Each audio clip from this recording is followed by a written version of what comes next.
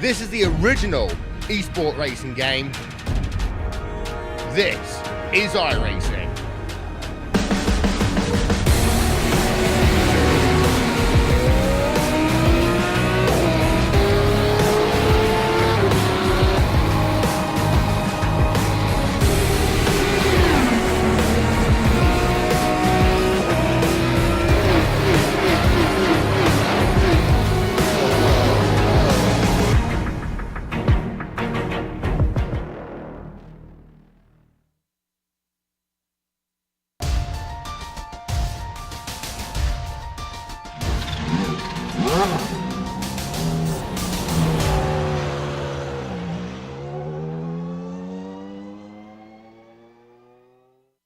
Stevie Ray grabs his first podium finish of the season, while Donald Fitterer has his worst finish since round 3.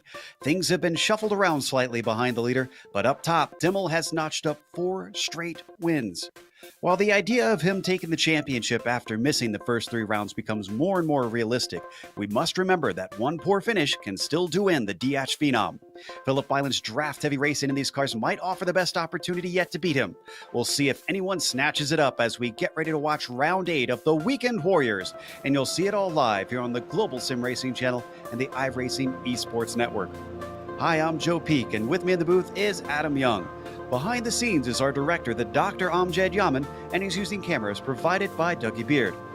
Adam, we've hopped across the Pacific Ocean down to hang out on the Australian shoreline. Tell us about Phillip Island. Yeah, Phillip Island, of course, the layout that we all know, the 12-turn layout that has provided some fantastic racing on GSRC over the years. Of course, sitting in this, I don't want to call it a state. I forget what they call them in Australia, district, maybe. I don't know, but we're in Victoria. And of course, the track length here, 2.762 miles. You know, Joe, one interesting thing I found out here while reading up on this track is that these cars here, the Spec Racer Fords, are actually faster than the V8 Super Utes that the V8 Supercars used to run as their weekend series. But hey, let me just prove it to you. Let's go around in the SRF car.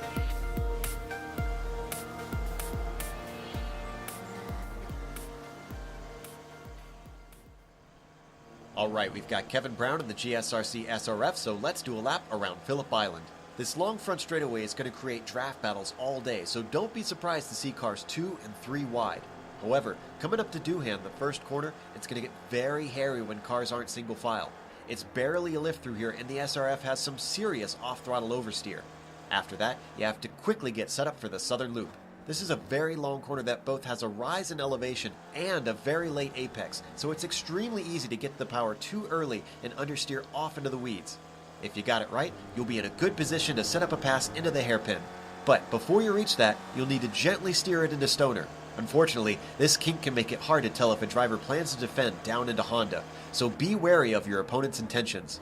On the exit, you can use all of this AstroTurf on the outside, so don't be afraid to let the car drift pretty far out. From there, it's a short run to Siberia, which has some very unique characteristics. It's an uphill climb with lots of banking, but it's such a long corner that you want to square off the apex very late. This is going to be super important now that you're on the backside of the circuit, because it's a long ways until you lift off the power. The car is going to weave gently left and then to the right through 7 and 8, but keep holding right to set yourself up for lukey heights. The track is going to climb and climb, but get tighter and tighter, so some lifting will be necessary. That's because you definitely want the car to hug the left curb as you plunge back downhill into the braking for turn 10. This is a sharp hairpin with a good bit of camber, but once again, it's an incredibly important exit. You won't be lifting again until you reach Doohan. Hold left around 11, then track out to give the widest entry you can into 12. This is the final corner, and once again, the banking allows you to carry lots and lots of speed. And you're going to need it now that we've hit the long pit straight. As long as you've kept it on the black stuff and pointed forward, you've now finished a lap around Phillip Island.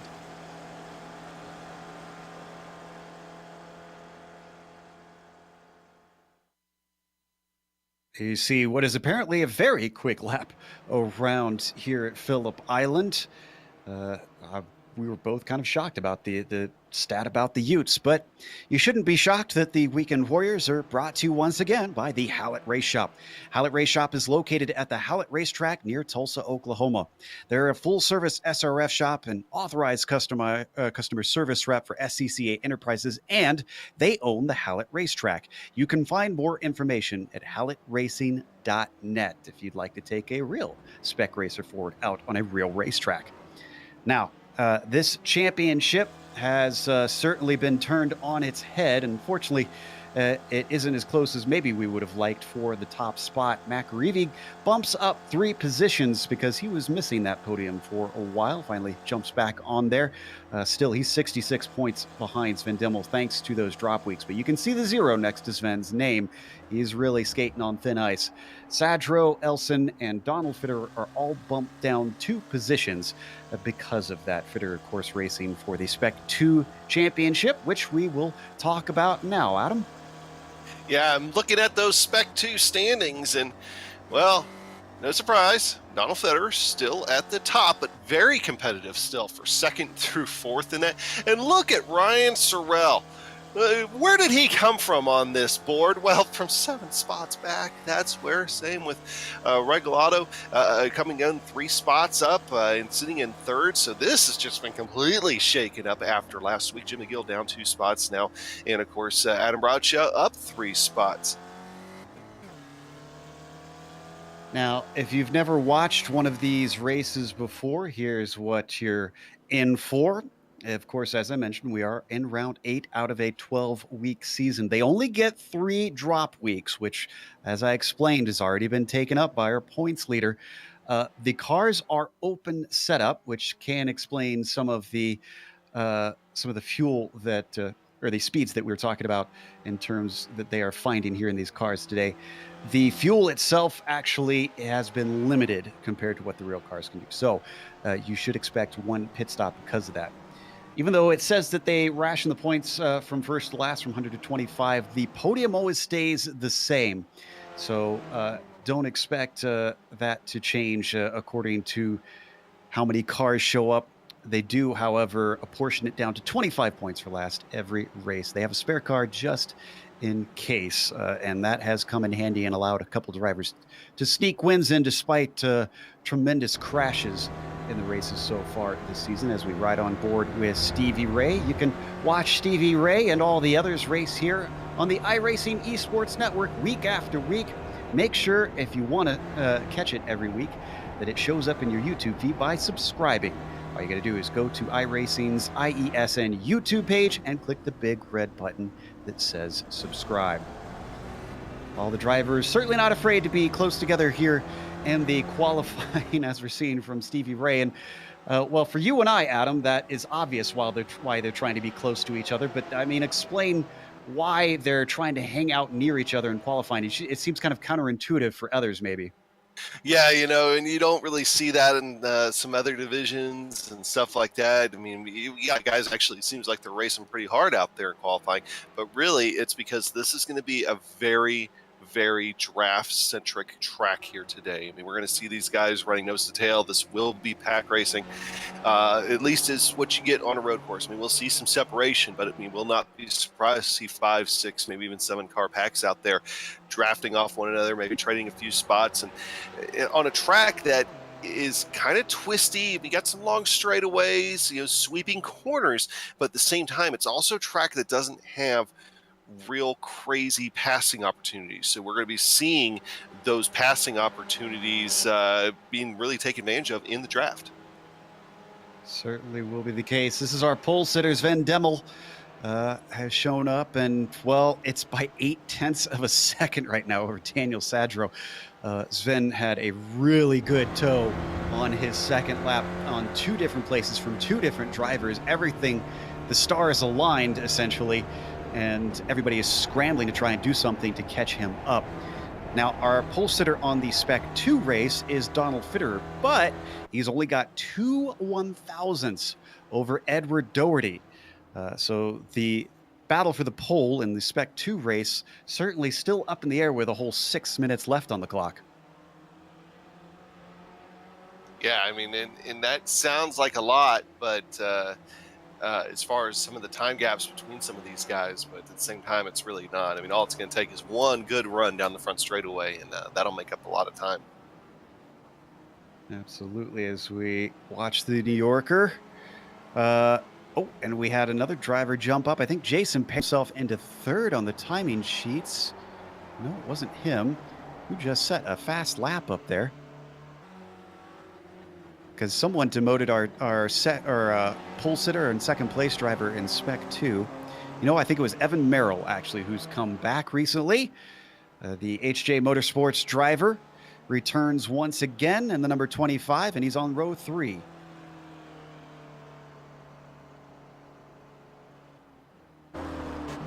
Relatively big field here today with 29 cars.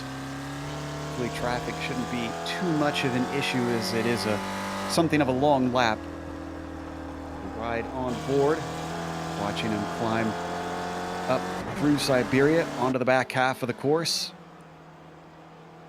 Through the S's, which includes Hayshed, blending right back into Lukey Heights, a car known for despising lifting off the throttle in corners due to its lift throttle oversteer.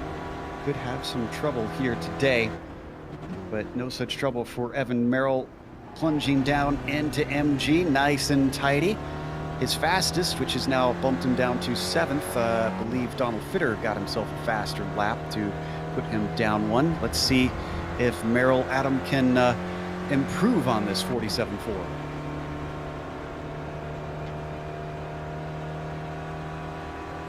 Across the line. What is this going to be for the number 25 car? A 47.1. That's 0.3 faster. That is good enough for row 2 now, up to 4th for Evan Merrill. And is all this... Oh, go ahead. He's doing that largely without help right now, which is, kind of counterintuitive compared to what we've seen everybody else doing. Now, here's a guy that we've seen have some good runs here as of late, but waiting to see if he's able to put down a better qualifying time. Does look like he's able to shave about another 0.3 off that time. That was Dominic Barreau right there. That moves him from 15th up to 11th. William Marshall demonstrating one of the trickier aspects of this circuit as we watch Jason Perry, who's currently in 2nd, come around. Jason actually has put Sadro down 1, but he doesn't improve this time by with that 46.9. But that pit entry, Adam, I can't count how many times. It seems like at least once every race we get someone who doesn't quite practice it enough. Yeah, it's you can always tell, and especially you saw it last week at Laguna Seca, that pit entry was really tough. Pit entry is going to be tough here again for today, and you'll find out real quick who took some practice runs down that way and who didn't. Now, thankfully, here's a little bit more runoff than what there is at Laguna Seca, but at the same time, it can still ruin somebody's day. The driver from Ohio, Gary Woolbolt, comes across the line, but does not improve. In fact, I think it was an out lap there on that one. So starts another timed lap. Here comes Daniel Sadro to try and see if he can get back on Jason Perry. He's got 0.3 to go. Perry's come the closest to our pole sitter. It is still nearly half a second behind. Sadro's fastest at a 47 flat. He comes across, and he does not improve at a 47.4.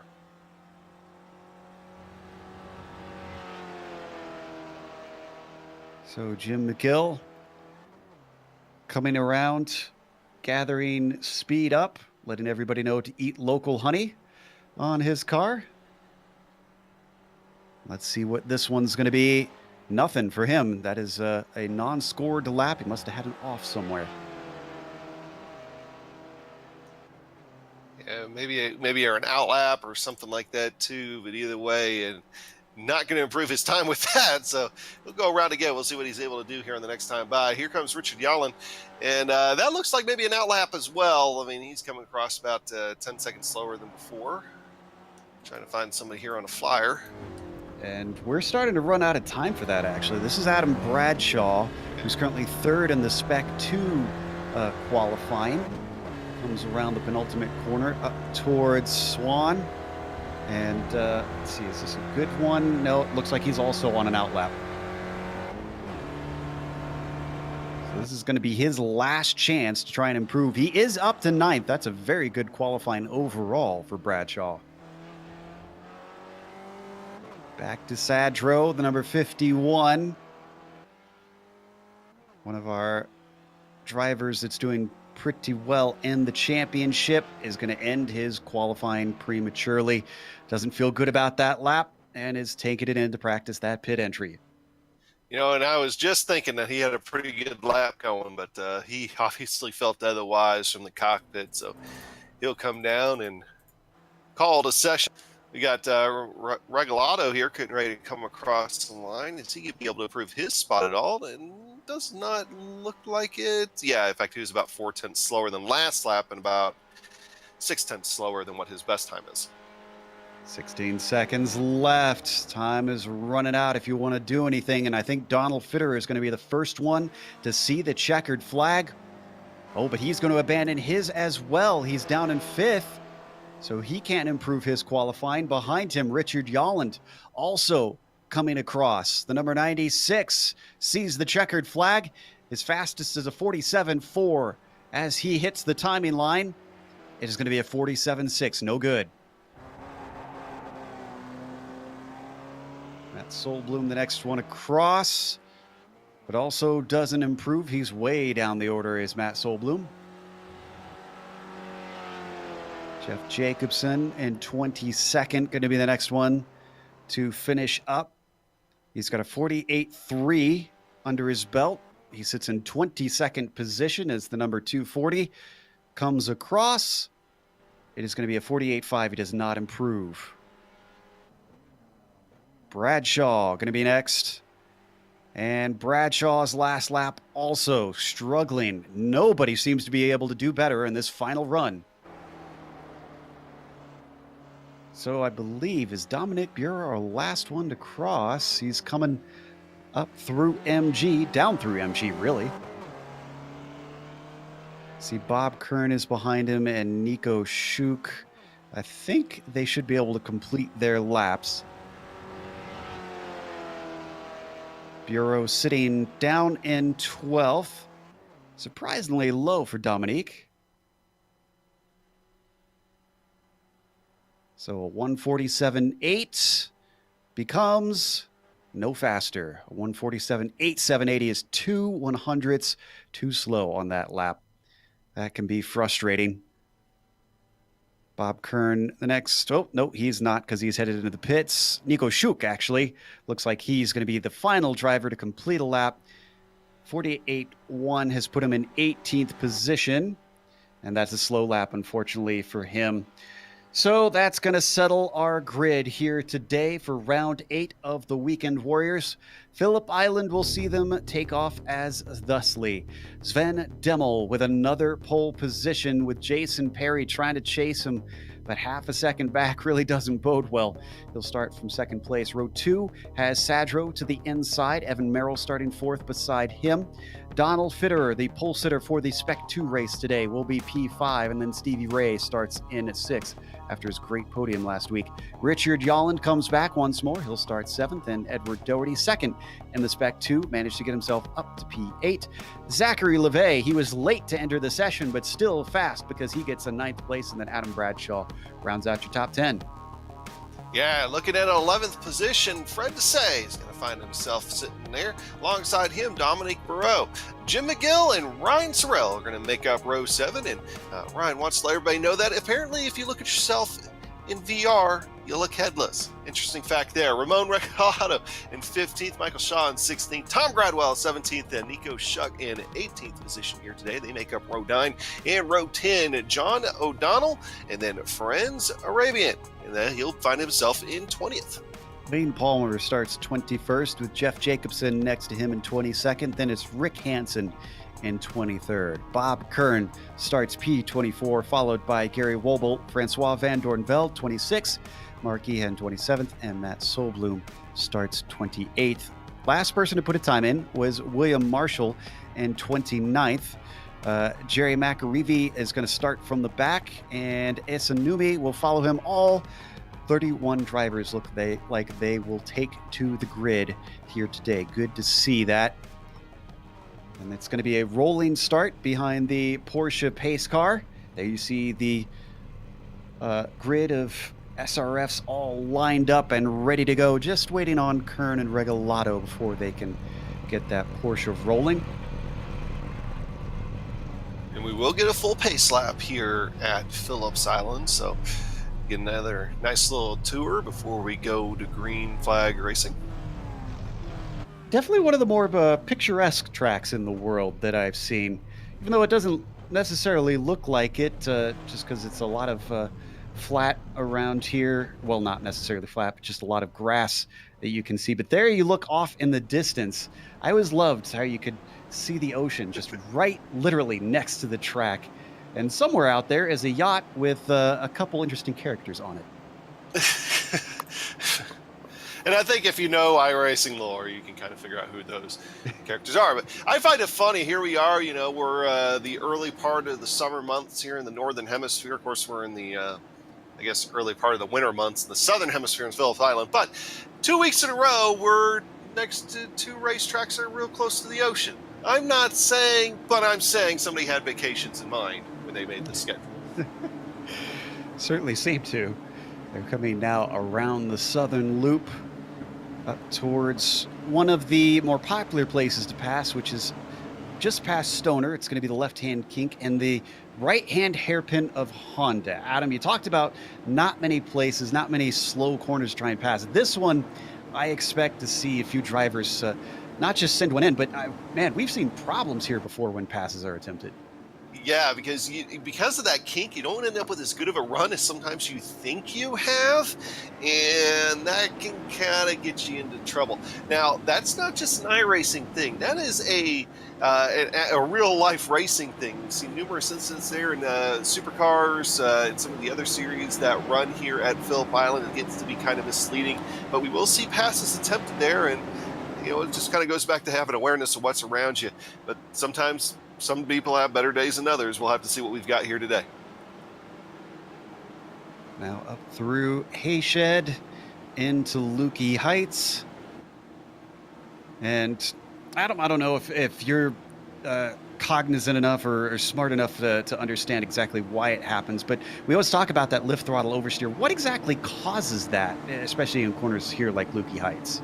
I've always kind of wondered that myself. I'll be completely honest with you. I don't perfectly, I don't exactly know, but I do think it has something to do with the elevation change and the balance of the car. And it just kind of gets light, gets upset with that quick elevation change. That's my guess. There's people out there who know a little bit better than me, but that's what I think. All right, we'll see if anybody loses it through the race that's about to happen. 40 minutes here at Phillip Island because the Porsche pace car is in. Sven Demmel has control of the field. Jason Perry watching intently, trying not to get caught out too much. They wait for that green flag to wave. It is a long wait. Green flag is out. Sven Demmel doesn't get the greatest of jumps, to be honest. Maybe he didn't want one. But behind them, Evan Merrill is definitely getting a jump. He's making it 3 wide for second place as they come up to Doohan. This is a very fast right-hander. They're going to have to get things sorted out pretty soon. Most of the cars streaming to 1 wide or 2 wide, but still a few stalwarts trying to make it 3 wide through there as now they come to the southern loop. Yeah, it looks like everybody gets through Doohan here fine, and now trying to get through Southern Loop fine. And I think we do just have about a clean start. But here's the first time as we go through Stoner and then eventually Honda, where we've got to watch out. First, maybe passing the opportunity, and it looks like Jason Perry's going to be the first one to at least take a look. He's going to be able to get to the inside of Sven. Is he going to be able to complete the pass? Go through that little dog leg. That's turn 5. We head to Siberia here in just a second. That puts him on the outside of the corner. He's not able to do anything with Sven just yet. He'll fall back in line. And we had someone. But Sven runs a little bit wide, and Jason's going to try to come back. And Spider-Man is trying to climb his way up the order very quickly, certainly not being patient about it. We saw a few cars off track back there. I can report that McAreevy was involved, Ferenz Arabian, and then a few others. We'll come back to that in a bit. Finally, through Lukey Heights, Sven Demmel is able to fend him off, but he's going to have a friend soon because Evan Merrill, his teammate at HJ Motorsports, has already jumped to 3rd.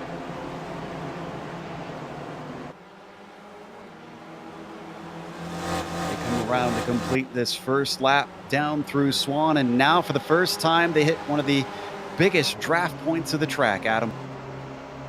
Yeah, this is going to be one place where you are going to be able to have the best runs, but you're also heading into a real sweeping corner. So you got to try to maximize your run on the straightaway. That looks like what Jason Perry is trying to do, and he will at least briefly take the lead. But look at that run that Evan Merrill is getting. I'm going to guess that him and Sven are teammates. They both got yellow and blue Hugh-ass cars out there, but not able to do anything with Jason Perry as they head through the southern loop and onto Stoner. Yeah, they are definitely teammates, and Merrill followed Perry through, so there's no team orders, that's for sure. He's going to try and actually take the lead here as Perry's on the outside through Stoner, but he's going to have the inside. He's already well past him. Evan Merrill deep on the brakes, cars scattering behind them as they try to avoid each other. There is a lot of action happening up front. And in fact, we really don't have a break in the field until you get down to 13th place at Jim McGill. That's how long this train goes. Yeah, we knew that was going to be the case, and hearing about something going on out there. Yep. A couple of cars again on the side. O'Donnell's one of them. Yeah, John P. O'Donnell, and looks to be Wayne Palmer also involved in that. 2 separate incidents, though. I think they hit each other, but only after they spun. Yeah, and of course that goes, that's the second incident we've seen there. That was about the same place that we saw McAreevy get into some trouble earlier on. And McAreevy was a victim of bad luck there on that first lap incident. And that was one of those things that, he kind of got here late, so he wasn't able to put down a qualifying time. Look at it, Zachary LeVay having a run off the track. Not exactly where he wanted to be. Yeah, down into MG, he unfortunately looped it all by himself, and that's in a way down to 16th. That was a big loss. Back up to the front, it is still Sven Demmel ahead of his teammate, but for how long? Because Merrill's got the inside into Doohan. This is going to switch back to the left-hander of the southern loop. They go single file. They're being followed by Stevie Ray, who's managed to get up to 4th, and then Edward Doherty, who is currently leading the Spec 2 race. Although Doherty is under threat, it's Daniel Sadro you can see trying to challenge him as the lead might swap around once again. Demmel working the high side, but he can't quite hold on. There's just not enough grip. He does get a good launch, though. Look at this. He's going to come back into Siberia. I don't think anybody is really that concerned about streaking away from the pack right now. They just want to be up front and out of the mess. Oh, speaking of mess, Bob Kern and Jeff Jacobson involved in one at Honda. We'll look at that replay in just a second. Oof, taking some curb there. That was brave from the 22.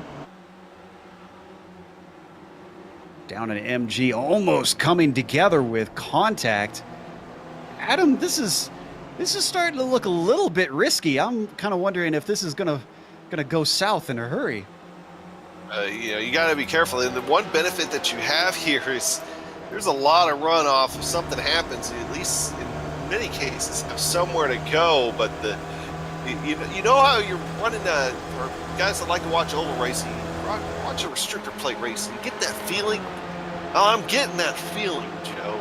I mean, 4 wide going. Sadro feels like here. the lead. Yeah, Daniel Sadro shooting the middle and taking up, I think, 4 spots in 1 straightaway, if I'm counting that right. And as he does that, Merrill and Demmel are continuing their battle side by side. And Jason Perry, who's the big loser in that, I mean, he'll fall all the way back to 4th position. And then Stevie Ray didn't win out too well either. He actually had to get off the throttle, I think, a little bit there to miss him. But this front pack is dicey. Here we go again. Oh, and Evan was thinking about 3 wide there. Almost contact. There, it's able to get away. Yeah, Sven Demmel got chopped off a little bit at the apex by Daniel Sadro, but it was all clean.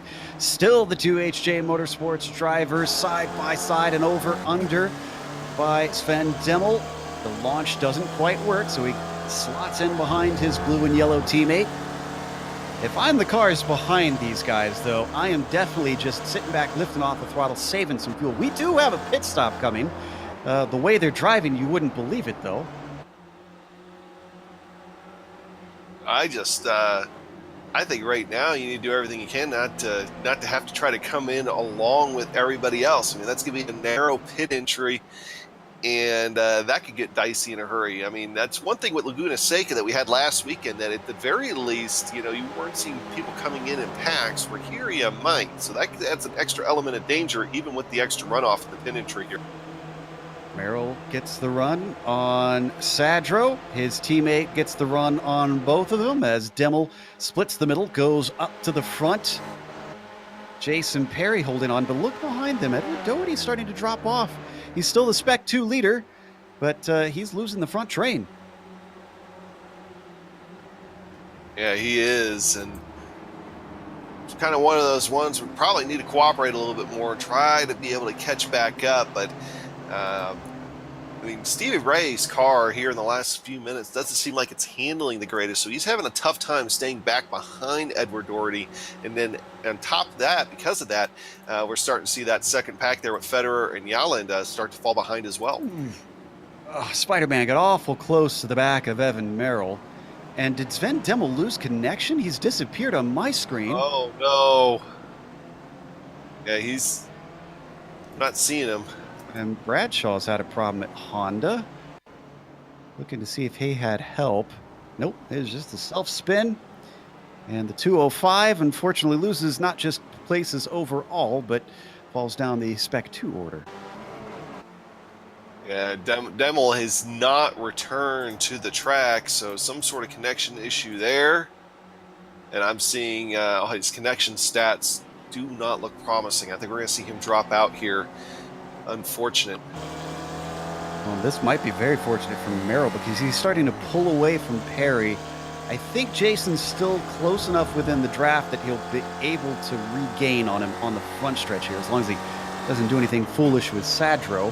We're watching the 51. And I'll be honest, I think, too, he was also starting to give a little bit of room because he wasn't sure if Sven was just going to pop back up somewhere. So that could have been it, too, until he was able to see that actual disconnect message, which did finally come across for Sven Demmel. So Sven Demmel officially on the sidelines here. We'll have to see if he's able to get reconnected. But that changes your top 3, which is now Evan Merrill, Sadro, and Jason Perry. Yeah, unfortunately, the Demolition Man's router probably getting destroyed right now. As I would not be happy if I was him with the way that this will hurt his championship hopes. So, things finally starting to settle down. The top 3 not swapping back and forth every single corner for once. And all that is done is allowed Edward Doherty to start to pick up the draft of the car in third of Jason Perry. And I think he's back in touch now. Ooh, Esanumi off in the southern loop. Another driver finding out about that lift throttle oversteer. Oh, no, actually, maybe it was just understeer here. Let's ride on board the Finn. Little lockup from the car ahead, and yep. Early day to the beach. And not exactly the beach you wanted to go to, but at least here we don't need a tow truck to pull you out. Yeah. That'll be interesting when iRacing implements getting stuck in there. All right, I think the pit window might be opening soon. Which means Don't Stevie believe- Ray, we'll know it's open when Stevie Ray That's decides true, he yeah. wants to come down. Yeah, that's really when I should be calling it. As soon as Stevie Ray comes in, that's when that window has officially opened. He's just riding back there in 7th. He might be one of the ones that has decided to get out of the mess of the swapping back and forth up front, but I think it's bit him because the top group has now settled into 4, and then you've got a big gap back to Donald Fitter, who's running 2nd in Spec 2 at 5th overall. Yeah, but now that top group getting racy once again. Sadro able to complete the pass on Evan Merrill going into turn 1, but Evan Merrill right back there. Jason Perry feeling a little bit hungrier here again. Is he going to try to shoot the middle? Oh, this could get dicey. He's staying in there. He's Edward committed Doherty at this just point. sitting right there in what Soup likes to call the popcorn position, because when things pop, he'll be able to take advantage, but he kind of settles down there. Not quite, though. Still side by side for the lead. Sadra still has it. Evan Merrill still in 2nd. They all get through it fine. Interestingly, I have seen that Michael Shaw has come in as he sniped one of our other drivers, Stevie Ray, to the first stop of the race this time. It looks scheduled as the battle continues to be contested for the lead. Jason Perry on the, or excuse me, Evan Merrill on the inside of Daniel Sadro. And then Sadro has the inside down into MG. Whoa, is a big bobble from Evan Merrill. What could have been a good launch off the corner loses him some time, doesn't lose him the spot quite yet.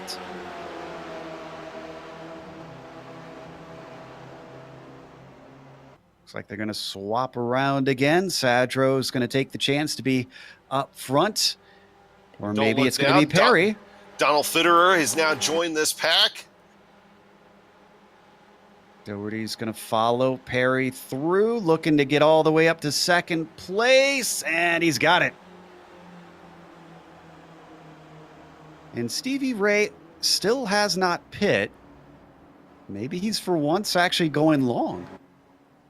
I mean, he's up with the top group. He doesn't have reason to leave with how draft heavy this track is. For Sven Demmel fans, he has rejoined the server. He is back out on track, but he is a lap down. So now it's just a matter of just picking up cars by attrition.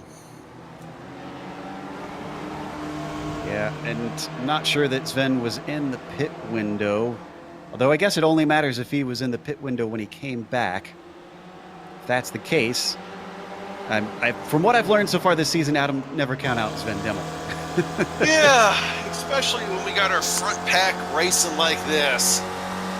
Yeah, another try on Doherty from Evan Merrill. This time he works his way back into 2nd place. They're following Jason Perry, who pulls a few car lengths ahead.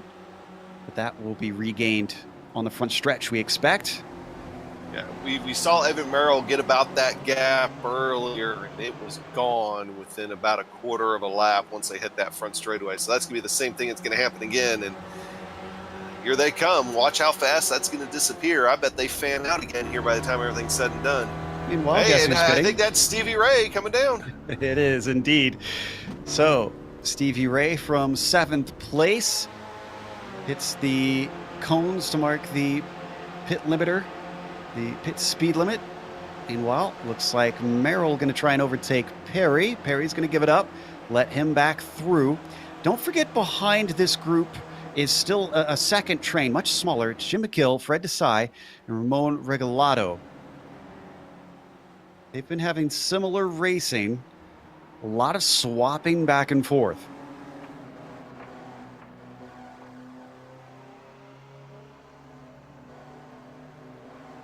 Regalato's poking his nose around, seeing if he could do anything on Desai and McGill. Meanwhile, this battle up at the front, the number 25, not willing to give up. Neither is Spider-Man. But Spider-Man settles into second place. Oh, and Jim McGill's had a problem. Jim McGill is off in the gravel. He had help. Fred Desai braking a little too late into Honda corner. 342 suddenly is facing the wrong way. And you can just see the tire tracks. He wasn't the first one to end up in that sand trap here today. Doesn't take much. Honey car was in a sticky situation and got stung. So back to the track he goes. Did you work on that all this last week? Thought of it just now, to be honest, but we're back up at the top group. We're with Ryan Sorrell here in 11th, coming through MG. He's traveling behind Zach LeVay. Remember, Zach, one of those drivers who had a spin in the very early laps, fell backwards, and he's only managed to get back up to 10th. It's going to be a hard ask for him to get up to the front group just because of the drafting going on up there and him leading the way with these slower cars.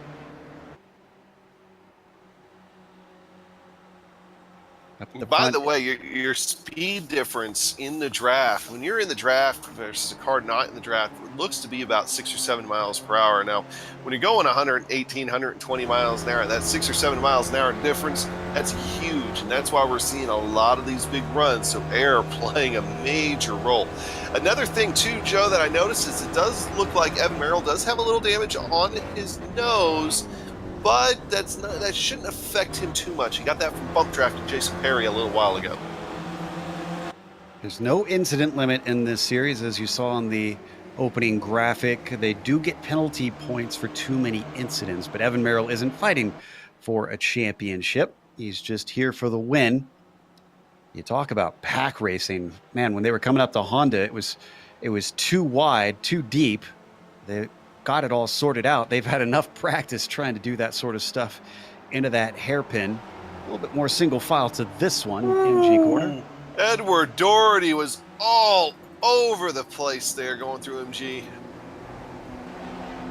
He hit that, he started to slide and had to keep catching it and catching it. It was very subtle, but man, he was having to work that wheel. Yeah, Edward Doherty giving in OMG, but he keeps it together. The 294 still in a podium position. Right on board with Spider-Man and squeezing through the small gap. Evan Merrill is going to take that away from the 97.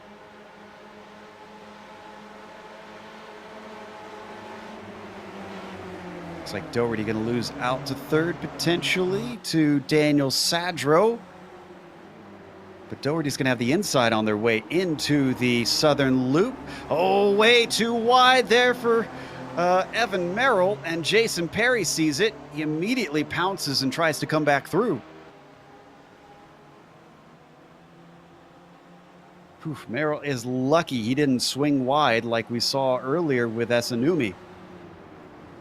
Joe, another Sven Demel update. He has officially disconnected from the session. He is done for the day. I think it's safe to count him out this time. Yeah, I'd say we can once and for all. So that will be a 25 points, I believe, for him. No, he's not last. Mark Keehan is last, so he gets slightly more than 25 points today. We ride on board with Doherty from the third spot. The popcorn position, watching the top two, continuing to duke it out.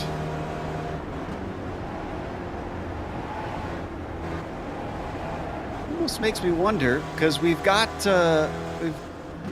Sadro and Fitterer, who are teammates, I believe.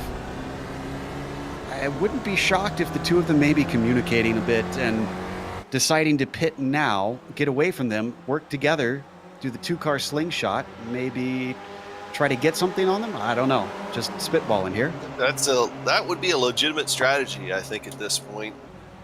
I mean, I'm going to be looking for a lot of these guys to maybe try to stretch it as far as they can and come down together. But here we go, 3 wide once again. Doherty up the middle. Spec 2 is now in the overall lead. That second place continues to be sorted out. Evan Merrill. Almost contact. That is a very fast portion. I have a feeling we would have seen two cars immediately off into the grass if they had come together like that. One thing I'm really noticing out of these Spec Racer Fords, though, is something that we used to see quite a bit for our people that watch a lot of GSRC broadcasts in the Absolute Beginners League, back when they were running the Skip Barber machines. You remember me and Soup, we used to always call it where they would go 3 wide. It was the car in the middle that had the advantage going down the long straightaways. We're seeing it a lot here with the Spec Racer Ford. So something in the aero is causing that. But right now, I mean, if you're getting a run down the straightaway and you're sitting in third, that's almost the place to be, and you shoot for the middle. So we saw Evan Merrill kick up a little bit of dirt out of Siberia, but no harm, no foul. Didn't even lose his speed as they come up Hayshed. Doherty is not afraid to try and challenge for the overall lead as he took a poke up towards Lukey Heights, but then thought better of it. Little lock up from our leader, Spider-Man, plunging down into the right-hand hairpin of MG. We're now halfway through this race. Any takers for the pits? Not this time. Highest bidder still Stevie Ray currently, and he's a whole half lap behind these drivers.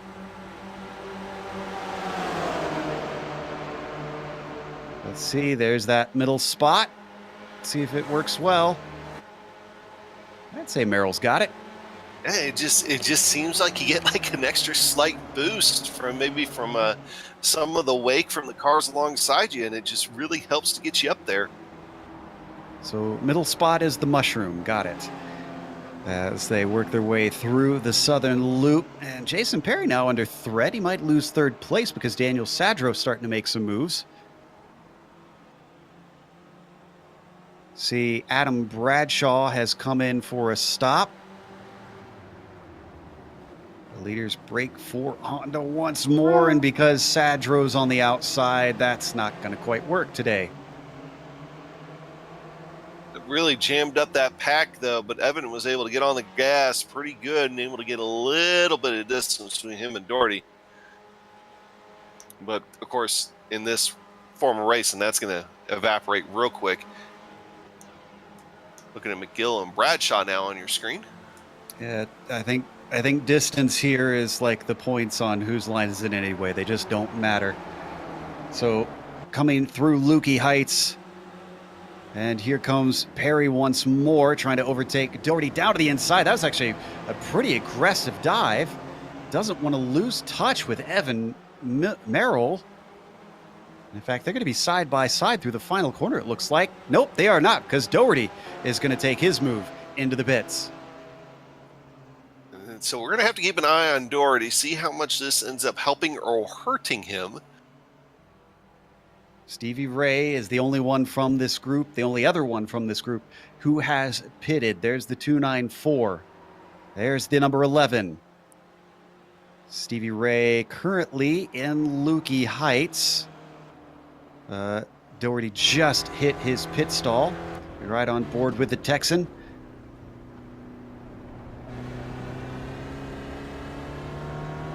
Coming through the penultimate corner. Doherty takes off now. Now, though he's moving, there's going to be a lot of momentum in favor of Stevie Ray. So how is this all going to work out? Just going by was Francois Dornveld, but Stevie Ray is well behind, actually. Doherty gapped him by a huge margin.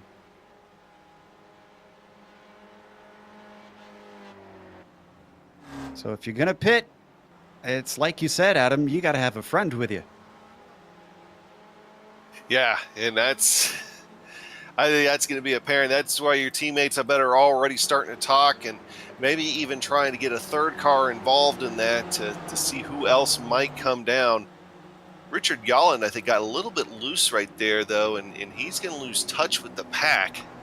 He's been barely clinging to the end of them. And that's not going to help. Almost wonder if it'd be good for him to. Oh, and Here we go. everybody is in. But the teammates don't come down together. Yeah, Donald Fitterer stays out. He can be all by his lonesome out there. Yolland also comes in. So what does this do for our highest pitter, Edward Doherty? There you see them coming down the pit lane, all looking for their stalls. Doherty's just coming around MG. So certainly seems like he's closer to these guys than Stevie Ray was to Doherty. Perry is out. So is Sadro. In fact, they are out a long ways ahead of Evan Merrill. They gapped him pretty decently. They're going to come out amongst Bureau and Marshall. I believe those two are a lap down. Sadro is your highest pitter. Doherty lost out big time. Merrill way ahead of him. Yolland the only one to come out behind the 294.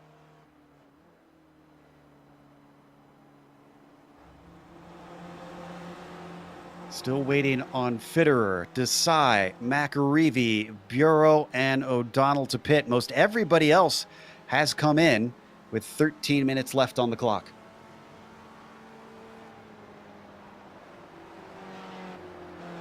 You know, I wouldn't have thought it before, but I think Evan Merrill's glad they kind of came out in some traffic. Otherwise, I think he might have lost touch with Perry by now, but he's able to kind of leapfrog his way back up there, I think. Yeah, I think the number 25 is pretty safe at this point. Should be able to get enough of a slipstream. Meanwhile, Fitterer, as you can see on board, has come in. He hits the cones. And Fred Desai is going to follow him. Jerry McAreevy is as well. That leaves just Bureau and O'Donnell.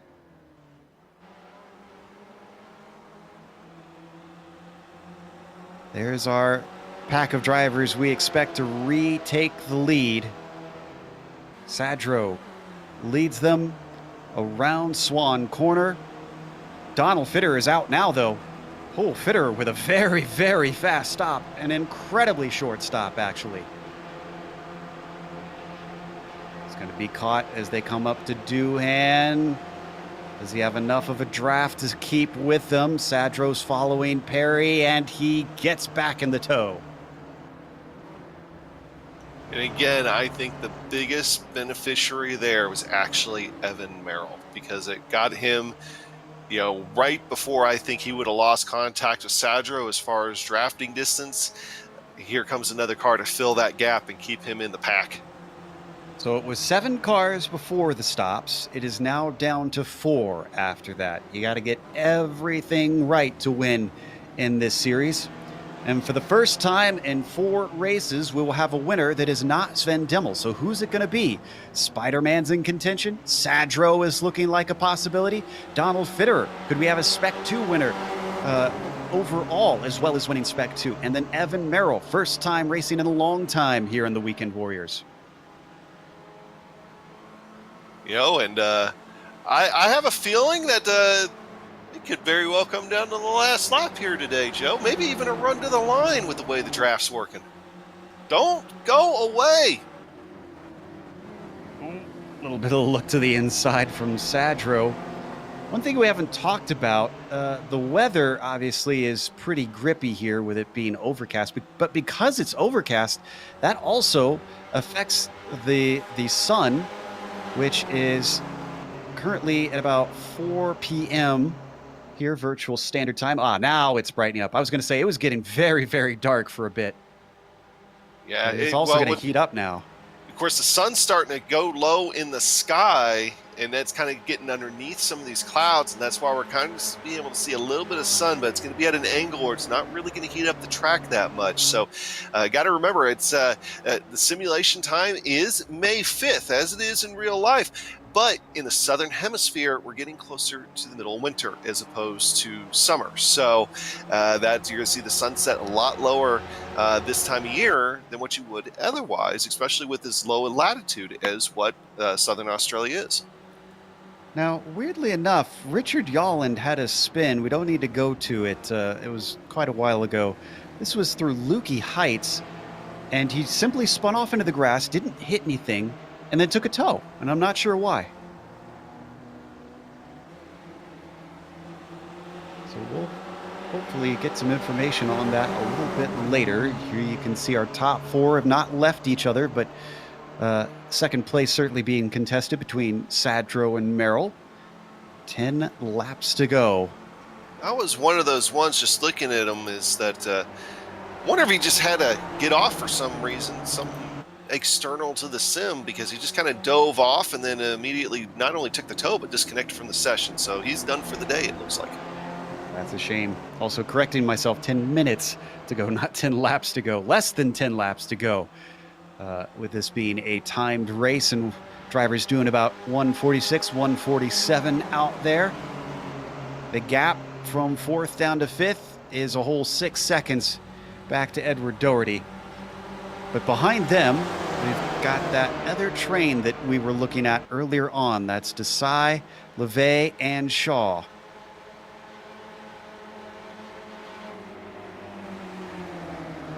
Merrill, as he takes the lead, actually set the fastest lap of the race that time.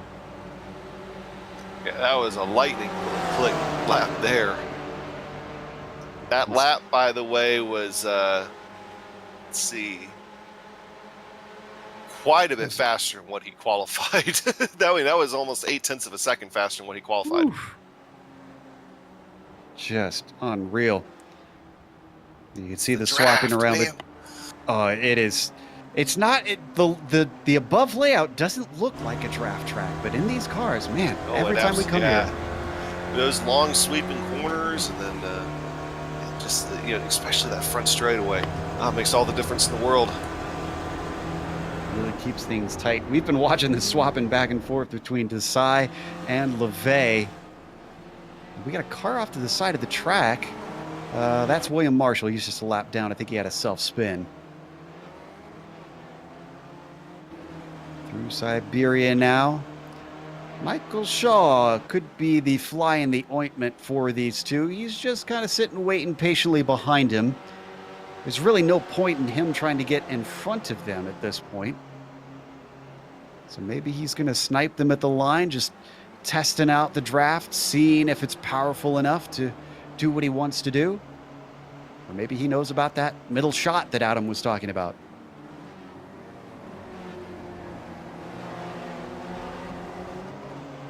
Yeah, and I noticed that this last time by, Jason Perry kind of stuck a little bit closer to the side of Evan Merrill. Just got cut down in front of him, almost to close off that middle. That forced Daniel Sadro to go to the outside and wasn't able to make up the same kind of ground he was before. It actually is enough to propel Jason Perry to the lead. This type of racing isn't so much about raw speed as it is strategy. This is the Talladega-style racing of the road course world. Riding on board with Daniel Sadro now as we watch Merrill pop out next to Perry. He's going to have his wheels fully alongside him down into Honda. And he seals the deal maybe. Perry could have a go back at him into Siberia. We've seen this a number of times. He decides, no, I want to get back in line for now.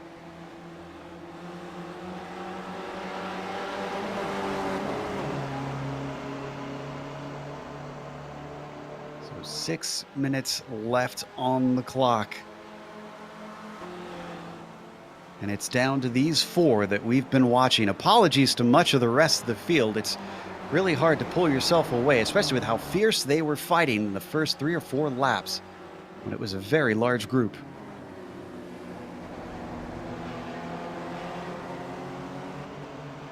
And I just went through the field, and there's really only other one significant back, and it's the one that we brought up a few times back there with Fred Desai, LeVay, McAreevy's back there now. How about McAreevy, by the way? Started almost shotgun on the field. He got here late.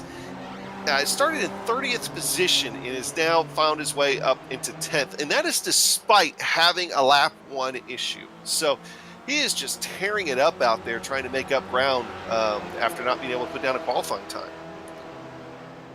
Yeah, and actually his times are comparable to the leaders. I think this was one that's gotten away from McAreevy. Could have done a lot more out there. He's going to try and get on by the car of Zach LeVay now. And then from once he passes, and not once he passes, now that he's passed Fred Desai, that was quick. The next car up is a whole 6 seconds to Ramon Regalado, which is not impossible for him to gain. Just watching that lead pack once again, and Evan Merrill just had to slide. He's sliding again. Ooh, keep that back in underneath you. That was a heart attack moment for him. Another sawing on the wheel moment. And that actually could be race deciding stuff, because if someone has a spin and other cars have to take avoidance, we could see the car in front break the draft and start to streak away. But no such luck for Jason Perry, who is our current leader. I think they're at a point in the race and a point in the age of the tires where they have to be real careful how they get back on the throttle. They're getting on the throttle now, coming out of the penultimate turn up through Swan. And this time across the line. There's going to be 2 to go here? I believe so. I was just thinking that. Here comes Evan. He's going to try to go for the outside. Look at Sadro, though. Sadro's going to sneak through the middle again. We'll see if he's going to be able to get a run up to the lead. It's actually going to be really tight, I think. So they might get an extra lap. They might not. Drivers will have to plan for this, because if you cut it short on fuel, we've seen in the past that drivers can wind up coasting to the line and losing out on a win, losing out on podiums and other honors. Right on board with Sadro, looking back at the train of 3 giving chase. Donald Fitterer starting to drop off slightly.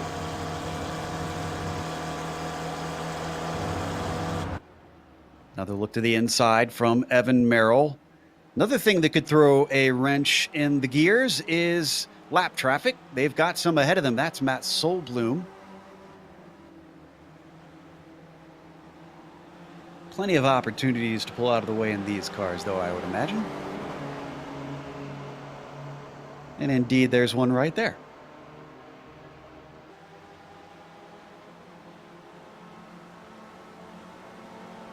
This will tell us this time by if it's 1 lap or 2 left to go. Evan Merrill is your leader. Daniel Sadro runs in second. Jason Perry third. Donald Fitterer fourth place. Any one of these 4 could win it, and any 3 of them could be our podium today. Again, laps are about 146, 147. If it's very close to that 46 or 47, then they will go an extra lap. The iRacing software does not throw the checkered flag out right at the line, and it is definitely going to be 2 laps to go. I think that right now, I think is going to work out in Jason Perry's favor. And they're starting to drop Fitterer. Is Fitterer short on fuel? Meanwhile, He might be. Merrill's getting aggressive. Are these drivers aware this is not necessarily the last lap? Either that or Donald Fitterer just decided that he didn't like what was going on up there and wanted to separate himself. It's like maybe if all 3 of them take each other out. I wouldn't need to drop back this much, though. Down into Honda corner. Again, we expect 1 more lap. We'll have to watch it very closely. I'd be shocked if iRacing ended it this lap. Just see how dark it's getting, and we need to come down into the pits and tape some flashlights onto these. Red flag it. Let's go night racing. Well, there's sort of headlights on Evan, but he's gone Lightning McQueen on it. All right, down to MG. 30 seconds left on the clock. Who has been watching? Who's aware of whether they've got 1 lap or if this is the last lap? Who's guessing what's going to happen? Everybody's kind of on the edge of their seats here. as Sadro's following behind Merrill, and I think he's going to go for the move, looking to try and get by the line. But as they come up, white flag is out, so final lap this time. Jason Perry wants to take the middle, but there's just not enough space in between them. Sadro once again keeping close to Evan, and that kind of shut off that middle lane. But Jason Perry right there is going to be able to kind of help squeeze him down just a touch. We essentially have a guess at what our podium is going to be now, but the question is what order?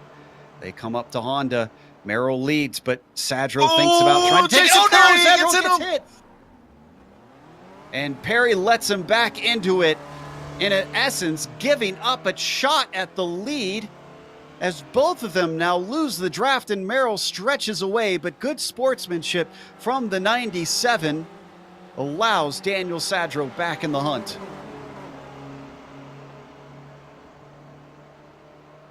A bit of an understated finish, unfortunately, after what was some exciting stuff up at the front.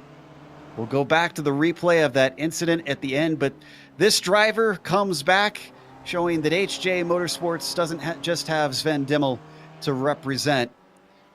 Through the penultimate turn, Evan Merrill in the number 25, and then through Swan Corner. He put it up towards the front, but then he took advantage of other people having problems, because then there was one. The win goes to Evan Merrill today. Daniel Sadro, is he going to beat Jason Perry to the line? It's going to be awful close. And it's going to be Sadro who takes second place. Stevie Ray looks like he's just going to edge his way through to sixth position ahead of Ramon Regalado. Oh, and Shaw is out of fuel. He's going to get to the line, but he's losing multiple positions. Behind him, got a nice little fight for 18th, 19th, 20th, and 21st. This is Rick Hansen, Bob Kern, Francois Van Dornvel, and Gary Wolboltz. I think Hansen's far enough ahead he doesn't have to worry, but the other three... Oh, is Kern's out of fuel now. Unfortunate for Bob. Wolboltz also doesn't have enough underneath him to take Francois Van Dornveld. And then the rest of the field looks like they don't have a battle going, so they're just going to streak across one by one. Let's take a look at the replay and what happened.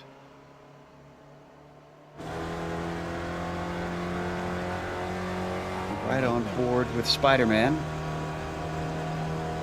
See, I'm not sure here if Jason broke late or if Sadro broke early. Well, maybe an attempt to try to get a run on Evan coming out of the corner, but he broke at almost the exact same time as Merrill did, though, from what we saw on that onboard. Get a look at it here from above. Well, and Perry actually broke before him, too. So maybe just didn't break enough. Maybe, yeah. Either way, great sportsmanship there by Jason Perry, and, you kind of anticlimactic as far as the race for the win, but still, guys in the podium today definitely earned it. They were up there all race long.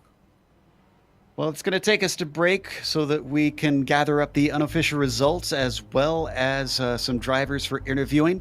On screen, you're going to see all the upcoming races here on the Global Sim Racing channel, so stick around.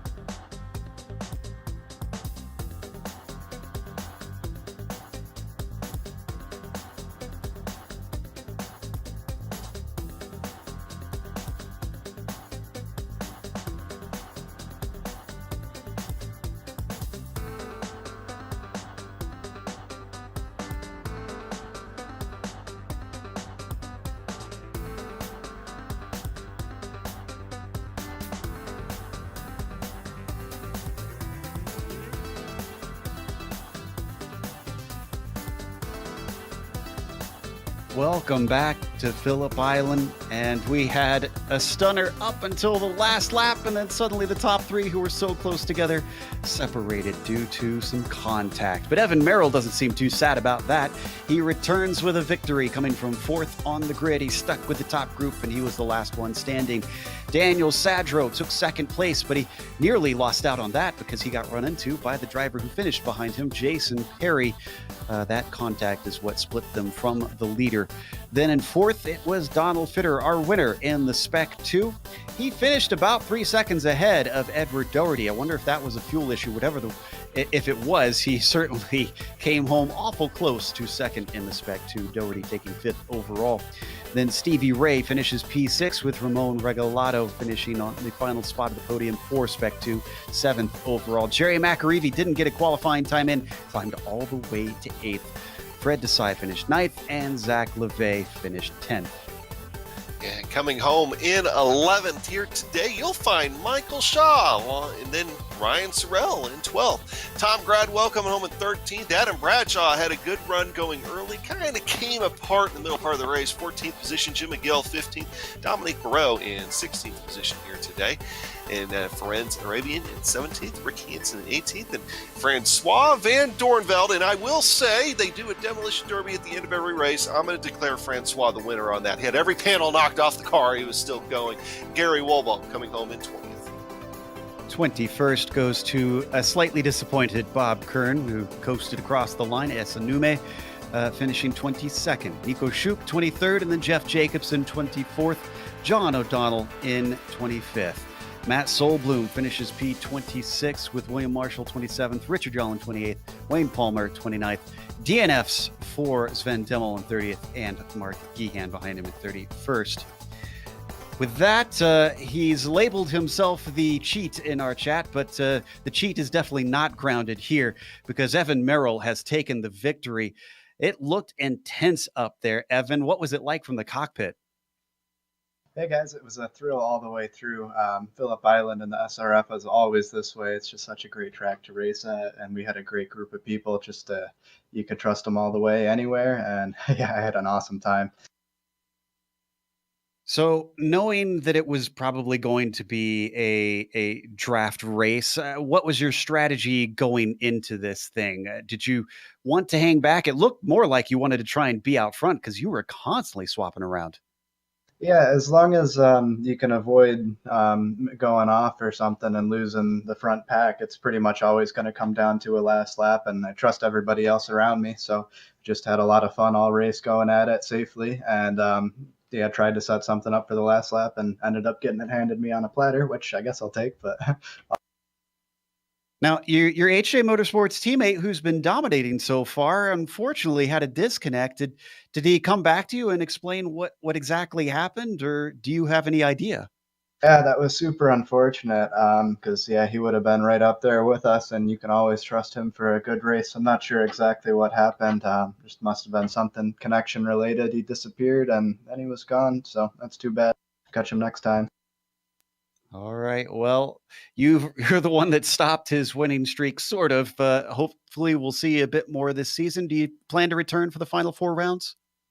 Yeah, I definitely got some stuff going on the next few weeks, but I had a great time today. It's been a while. I used to race this car all the time, and I'm having so much fun now. I think I'll have to start coming back when I can. We had fun watching you race. That was our winner, Evan Merrill, coming from 4th on the grid today. Next up is second place finisher Daniel Sadro. And really, I think the thing that is fresh on most people's minds is the incident at the very end. Daniel, have you had a chance to talk to Jason? And what's your perspective on the contact there on the final lap? Oh yeah, no, we were talking in chat. It was the last lap. It was certainly innocent, and honestly, he was entirely gentlemanly about it, letting me keep second, and then obviously he was going to race me to the line, but no problems whatsoever. It was just good hard racing on the last lap. Glad to see that you two worked it out. Still a bit disappointing that it was coming down to a last lap fight to the line, and then it slipped through your fingers. If you had been up there, what was your plan with Evan? I'll be honest, I really didn't have one. I was hoping to maybe pass him into that right-hander where the incident happened, and then maybe see if I could hold him off till the end. But worst case scenario, I would have been in second and maybe get some slipstream and pass him right going to the line. But it was going to depend on where I was heading into that last corner. We're going to switch gears in a week's time when we go to Zandvoort, which is a much more technical track than this one. Do you think you can still hang with the hot shoes over there where the draft isn't as important?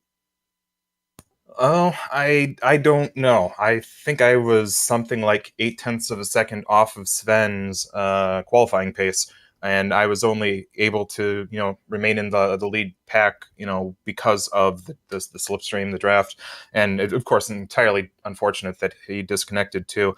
I don't think I will be as close to the front, but who knows? Maybe I'll surprise myself. All right. Well, we look forward to that. Congratulations on another podium, Dan. Hey, thanks. Have a good one.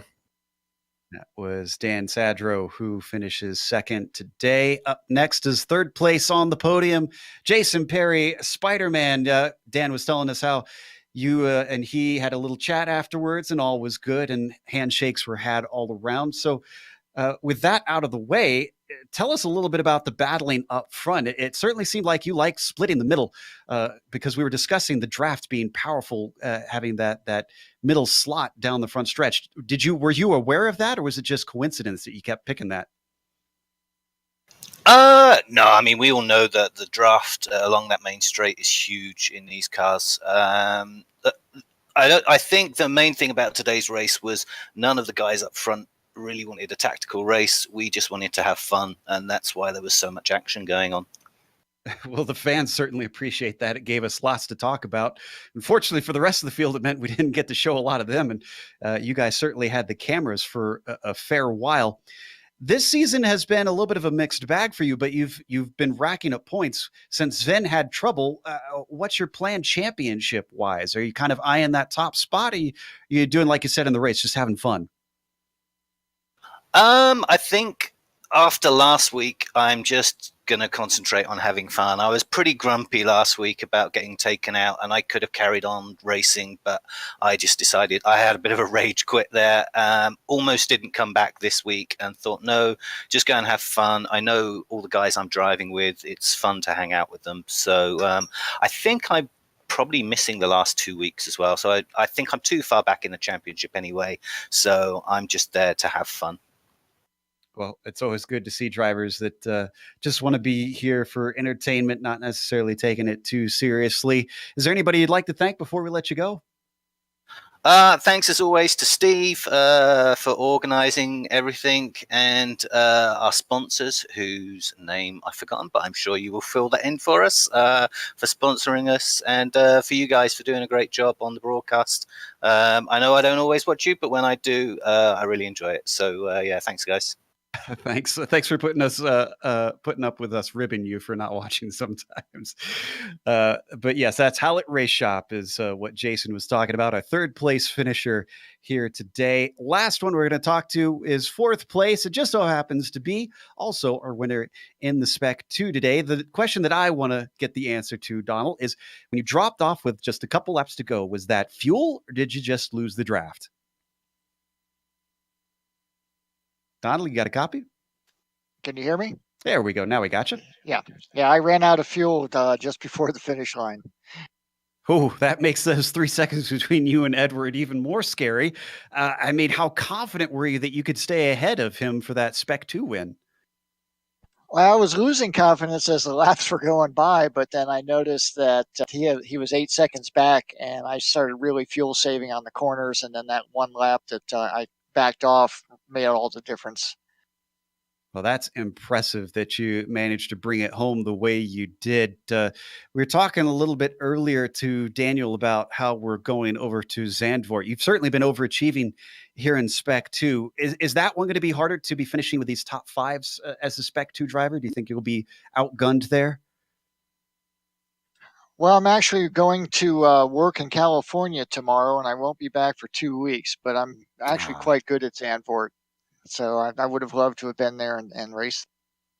Well, that's a shame. We'll miss having you around. You always give us a lot of action, but definitely come on back and keep fighting for this Spec 2 championship. We look forward to having you back in, I guess, 2 weeks' time then. Yes, sir. And I've got a new D-box system. I can't tell you how much I'm enjoying it during these races. That's fantastic. I'm actually kind of jealous that I wish I had one as well. But that was Donald Fitterer, who finished 4th overall, first in the Spec 2 race. So we also want to give a thank you to our sponsor before we go. Again, that is Hallett Race Shop, that can be found at hallettracing.net. As you can tell by the logo, they are next to the Hallett Race Track, which I highly recommend anybody over in Oklahoma go give a look at, because it certainly looks like a lot of fun. A big thank you goes out to iRacing for putting us on IESN. When you get the opportunity, go to their YouTube page and click the big red button that says subscribe. Thanks to the companies that provide the software and hardware for our broadcast. You can see them listed here on your screen.